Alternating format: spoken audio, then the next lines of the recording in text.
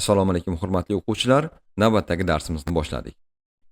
O'tgan darslarimizda biz buxgalteriya shotlarini ochdik va shotlar bilan ishlashni o'rganishni boshladik. Shotlar bilan ishlashni mukammal o'rganishimiz kerak. Chunki buxgalteriyada bitta o'tkazmani noto'g'ri beradigan bo'lsak, bu bizga noto'g'ri ma'lumotlar ketishi va buxgalteriya balansimizni buzib yuborishiga olib kelishi mumkin. Demak, shotlar bilan ishlashni mukammal o'rganishimiz uchun bunga ko'proq vaqt ajratdik va bu bilan ko'proq mashq qilamiz. O'tgan darslarimizni qisqagina takrorlab olamiz. Buxgalteriya balansining formulasi qanday ekan? Buxgalteriya balansining formulasi aktiv teng kapital qo'shilgan majburiyat ekan. Demak, aktivlar deganda biz mol-mulklarni tushundik. Mol-mulklar kapitaldan, ya'ni o'zimizni mulklarimiz hisobidan va majburiyatlar hisobidan shakllanlar ekan. Demak, aktivlar bu kapital va majburiyat hisobidan shakllanadi dedik. Aktiv deganda nimani tushundik? Aktiv korxonani turli ko'rinishdagi mol-mulklari ekan. Qanday mulkni biz aktiv sifatida qabul qila olar ekanmiz? Har qanday mulkni ham biz aktiv sifatida korxonaga qabul qila olmas ekanmiz. Mulk aktiv bo'lishi uchun, ya'ni korxona balansiga qabul qilishimiz uchun u 3 ta eng asosiy savolga javob berish kerak edi. Esingizda bo'lsa, biz buni birinchi darsimizda ko'rgan edik. Birinchisi, mulkka nisbatan korxonada egalik huquqi bo'lishi kerak, ya'ni mulk korxonaniki bo'lishi kerak. Ikkinchisi, mulkning qiymati bo'lishi kerak va uchinchisi, mulk iqtisodiy naf keltirishi kerak.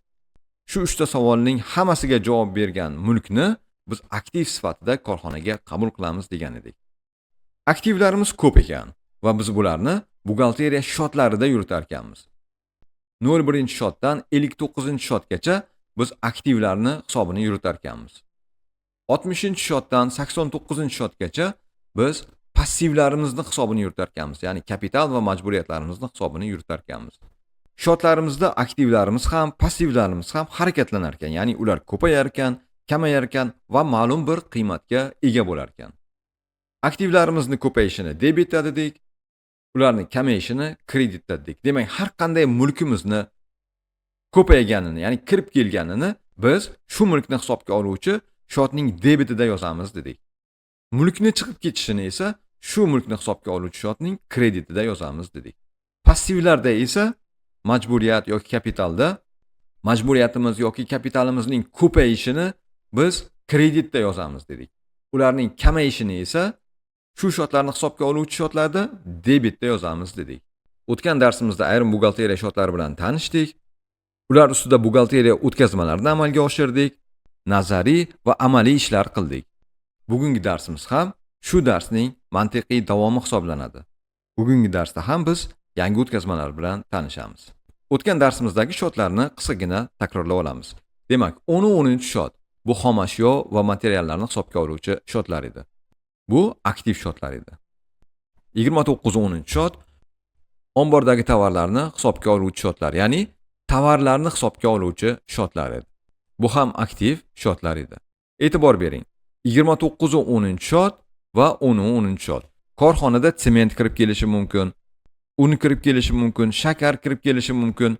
Xo'p, bu men uchun tovarmi yoki xom ashyomi? Men bularni qaysi shotda aks ettirishim kerak degan savol paydo bo'ladi. Biz sotib olish maqsadiga qarab bularni o'z shotiga olib boramiz.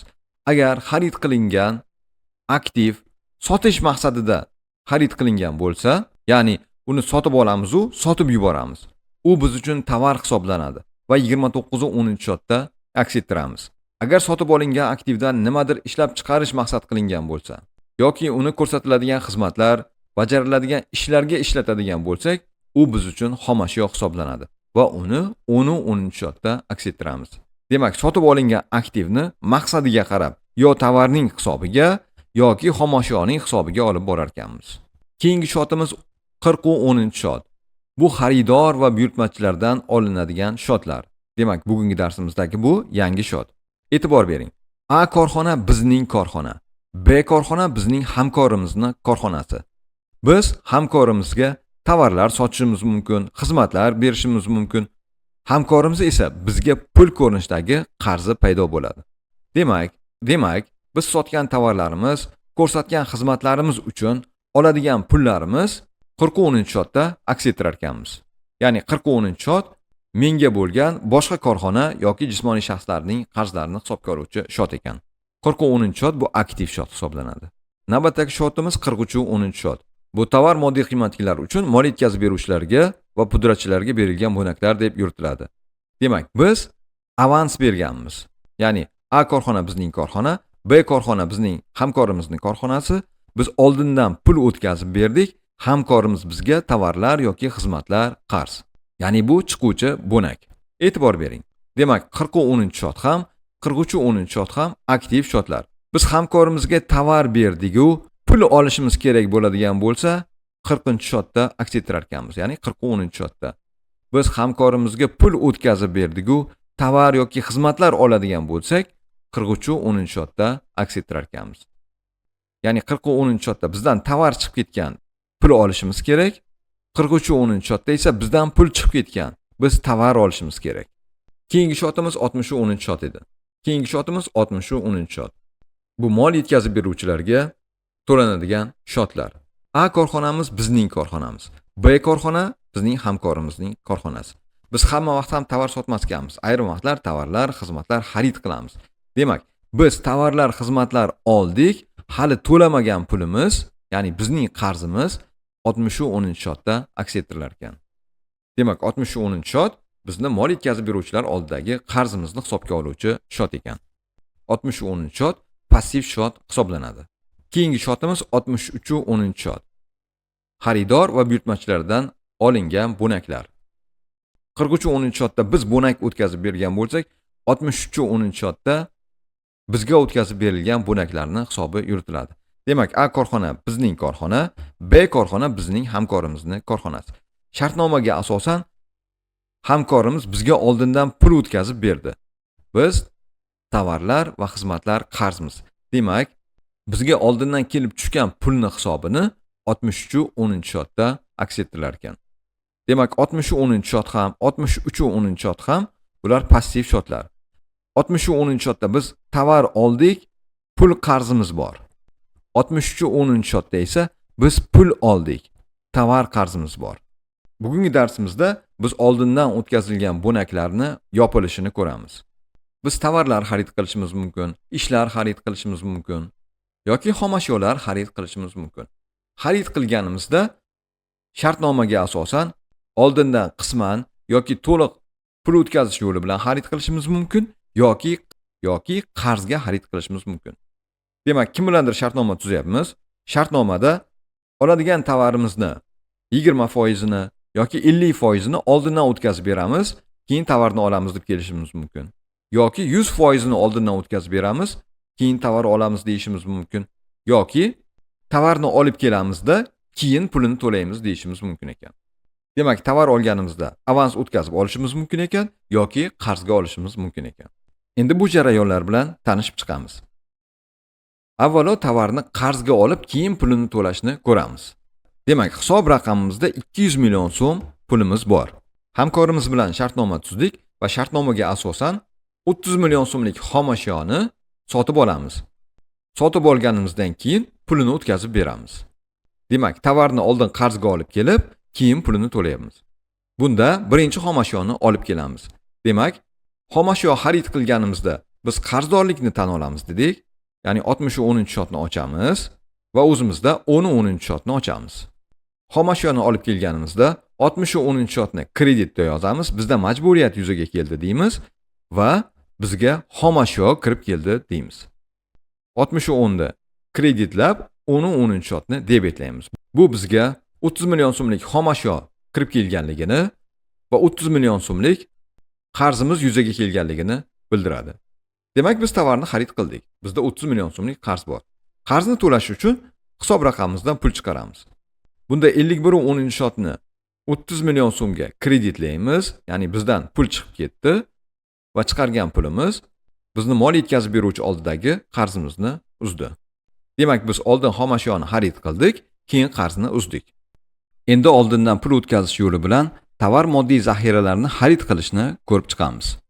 Oldindan pul o'tkazish yo'li bilan tovar moddiy zaxiralar xarid qilganimizda quyidagi 3 ta holatdan bittasi bo'ladi. Birinchi holatda korxona tovar uchun 30 million so'm oldindan pul o'tkazdi va 30 million so'mlik tovar xarid qildi. Demak, 30 million so'm pul o'tkazdi va 30 million so'mlik tovar xarid qildi. Ya'ni o'tkazgan puliga 100% tovar xarid qildi. Ikkinchi holatda korxona tovar uchun 50 million so'm oldindan pul o'tkazdi va 70 million so'mlik tovar xarid qildi. Ya'ni korxona 50 million so'm pul o'tkazib 70 million so'mlik tovar xarid qildi. Ya'ni o'tkazgan pulidan ko'p tovar xarid qildi. Uchinchi holatda korxona tovar uchun 45 million so'm oldindan pul o'tkazdi va 40 million so'mlik tovar xarid qildi. Ya'ni korxona o'tkazgan pulidan kam tovar xarid qildi. Demak, oldindan pul o'tkazish yo'li bilan tovar olganimizda shu 3 ta holatdan bittasi yuz berar ekan. Bu holatlarni ko'rib chiqamiz. Birinchi misolimizda korxona hisob raqamida 200 million so'm puli bor. Korxona hamkori bilan shartnoma tuzdi. Shartnomaga asosan 30 million so'm oldindan pul o'tkazadi va 30 million so'mlik tovarni xarid qiladi. Demak, aytaylik 10-yanvarda korxona 30 million so'm pulni oldindan o'tkazib berdi. Demak, bizdan pul chiqib ketyapti. Bu chiquvchi avans bo'ladi. Chiquvchi avansni hisobga oluvchi shotimiz 40-10-shot edi. Bu aktiv shot. Demak, 40-10-shotni ochamiz va hisob raqamimizdan bonak o'tkazib beramiz. Bunda 51-10-shotni kreditlaymiz va 40-10-shotni debetlaymiz.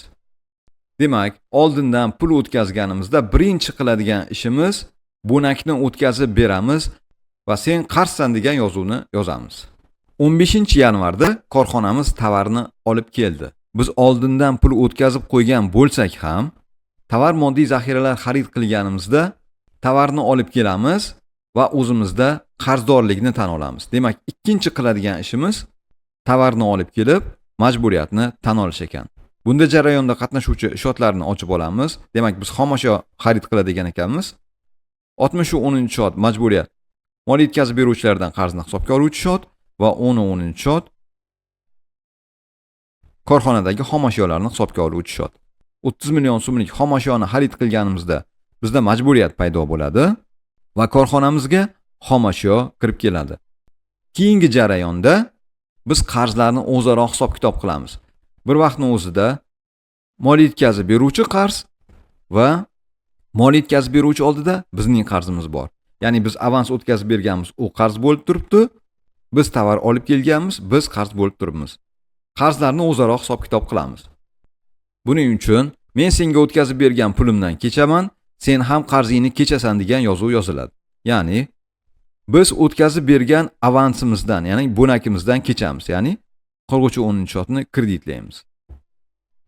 Va mol yetkazib beruvchi oldidagi qarzimizdan ham kechiladi. Ya'ni qarzlar o'zaro hisob-kitob qilinadi. Bu jarayonda 30 million so'mlik xomashyo oldik va 30 million so'mlik majburiyatimiz yuzaga kelgan edi.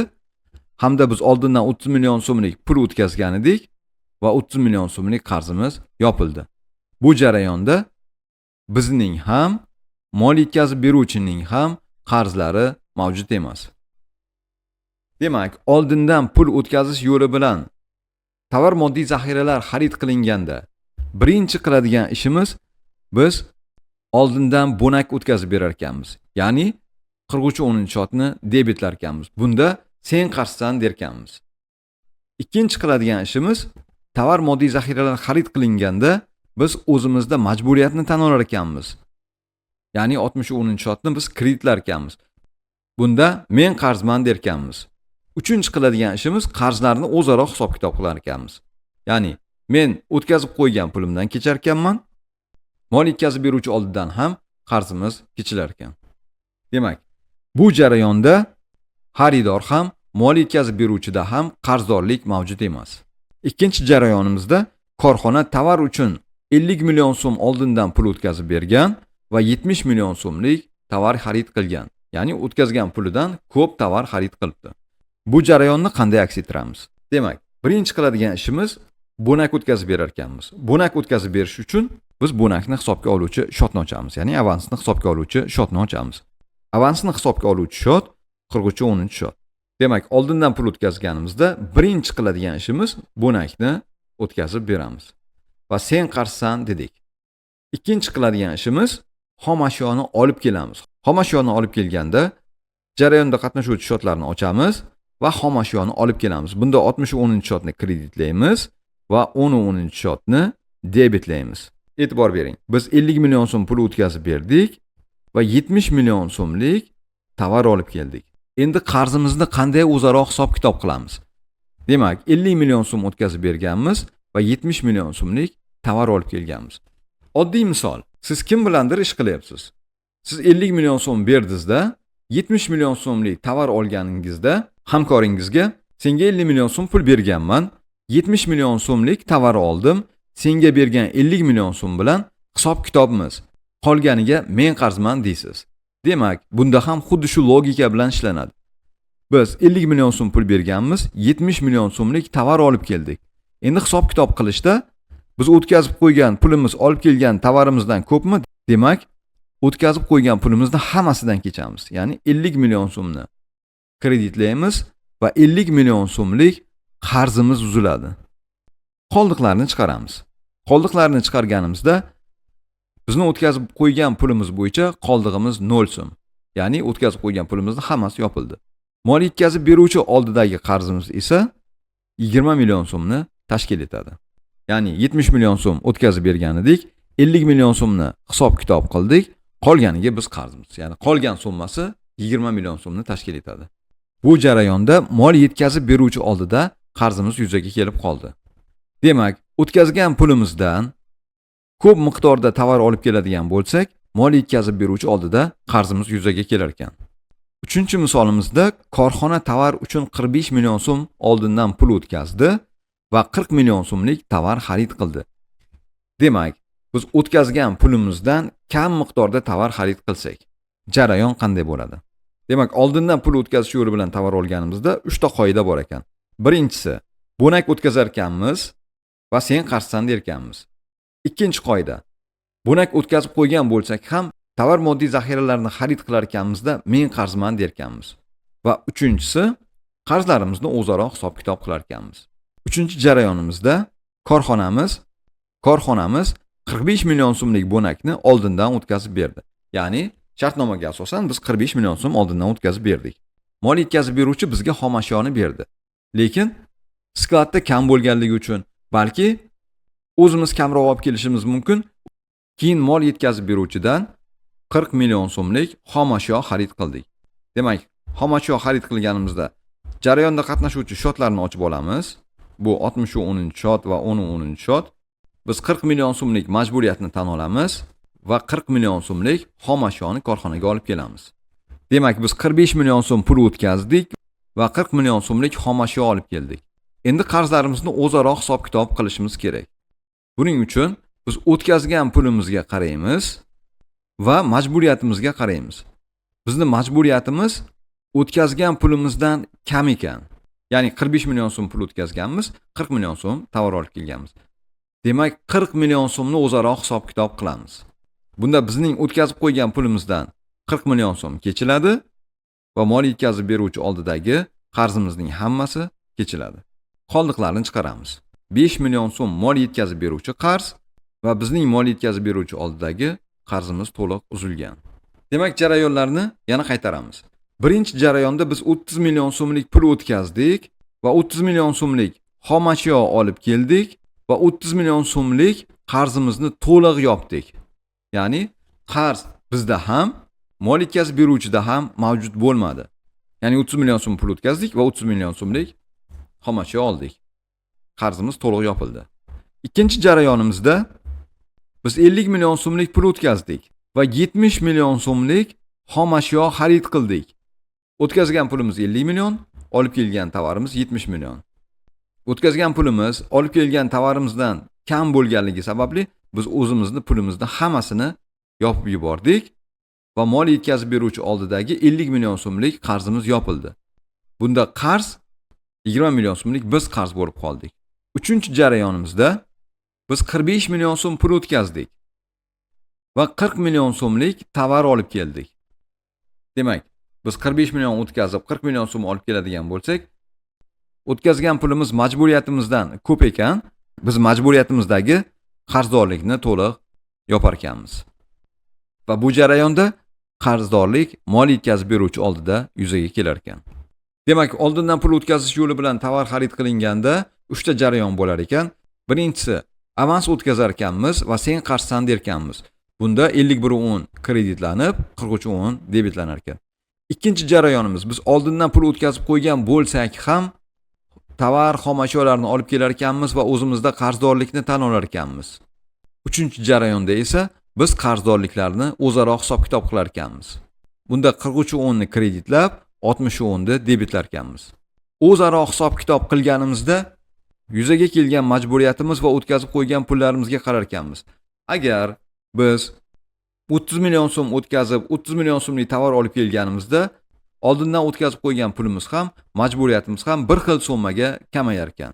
Agar biz 50 million so'm o'tkazib, 70 million so'mlik tovar olib kelganimizda, o'tkazib qo'ygan pulimizni hammasini kechar ekanmiz va qarzdorlik mol yetkazib beruvchi oldida yuzaga kelar ekan. Agar biz 45 million so'm o'tkazib, 40 million so'mlik xom ashyo olib kelganimizda va qarzimiz 40 million so'm bo'lganda, qarzimizdagi hamma summani kechar ekanmiz. Demak, oldindan pul o'tkazganimizda ikki tomonda ham qarz yuzaga kelmas ekan, yoki xaridor qarz bo'lib qolar ekan, yoki mol yetkazib beruvchi qarz bo'lib qolar ekan. Bu o'tkazmalar juda ko'p qaytariladigan o'tkazmalar hisoblanadi. Buning mohiyatini to'liq tushunib oling. Amaliy darslarimizda bularga doir masalalar yechamiz. Shu bilan bugungi darsimiz tugadi. Keyingi darsga uchrashguncha xayr.